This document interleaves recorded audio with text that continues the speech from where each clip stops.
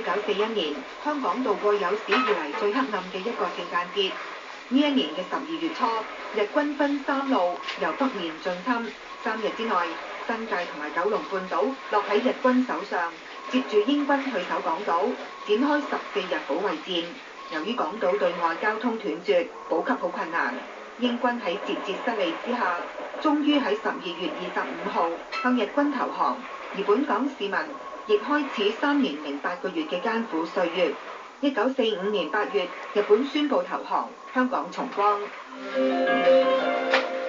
享譽國際影壇嘅查理卓別靈，1977年生日逝世，享年88歲。查理係喺英國嘅倫敦出生，24歲加入電影圈，主演嘅電影《笑中有淚》，其後成為國際知名演員，晚年喺瑞士定居。